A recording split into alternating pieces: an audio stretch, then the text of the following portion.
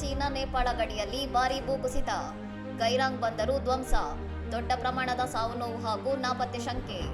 China Nepal ಗಡಿಯ ಟಿಬೆಟ್ನ ಗೈರಾಂಗ್ ಕೌಂಟಿಯಲ್ಲಿ ಬುಧವಾರ ಬೆಳಿಗ್ಗೆ 10:30ಯ ಸುಮಾರಿಗೆ ಸಂಭವಿಸಿದ ಭೀಕರ ಭೂಕುಸಿತದಿಂದಾಗಿ ದೊಡ್ಡ ಮಟ್ಟದ ಸಾವು ನೋವು ಸಂಭವಿಸಿದ್ದು, ಗೈರಾಂಗ್ ಬಂದರಿನಲ್ಲಿ ಹಲವಾರು ಜನರು ನಾಪತ್ತೆಯಾಗಿದ್ದಾರೆ ಎಂದು ಕ್ಸಿನ್ಹುವಾ ಸುದ್ದಿಸಂಸ್ಥೆ ವರದಿ ಮಾಡಿದೆ.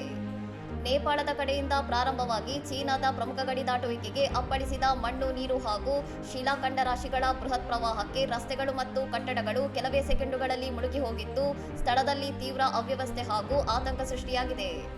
ಘಟನೆಯಿಂದಾಗಿ ಬಂದರಿಗೆ ತೆರಳುವ ರಸ್ತೆಗಳು ಸಂಪೂರ್ಣ ಕಡಿತಗೊಂಡು ವಿದ್ಯುತ್ ಹಾಗೂ ಸಂವಹನ ವ್ಯವಸ್ಥೆ ಸ್ತಬ್ಧಗೊಂಡಿದ್ದು, ಚೀನಾ ಅಧ್ಯಕ್ಷ ಕ್ಸಿ ಜಿನ್ಪಿಂಗ್ ಅವರು ಕೂಡಲೇ ಸಂಪೂರ್ಣ ಶೋಧ ಮತ್ತು ರಕ್ಷಣಾ ಕಾರ್ಯಾಚರಣೆಗೆ ಕಟ್ಟುನಿಟ್ಟಿನ ಆದೇಶ ನೀಡಿದ್ದಾರೆ.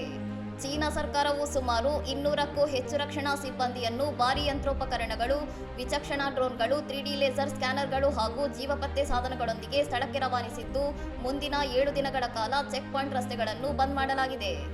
ನೇಪಾಳದ ಗಡಿಯುದ್ದಕ್ಕೂ ಹಳ್ಳಿಗಳು, ಸೇತುವೆಗಳು ಮತ್ತು ಜಲವಿದ್ಯುತ್ ಮೂಲಸೌಕರ್ಯಗಳು ನಾಶವಾಗಿ ಭಾರತೀಯರು ಸೇರಿದಂತೆ ನೂರಾರು ಪ್ರವಾಸಿಗರು ನಾಪತ್ತೆಯಾಗಿದ್ದು, ಚೀನಾ ನೇಪಾಳ ನಡುವಿನ ಆಯಕಟ್ಟಿನ ಪ್ರಮುಖ ವ್ಯಾಪಾರ ಕಾರಿಡಾರ್ಗೆ ತೀವ್ರ ಅಡ್ಡಿಯುಂಟಾಗಿದೆ.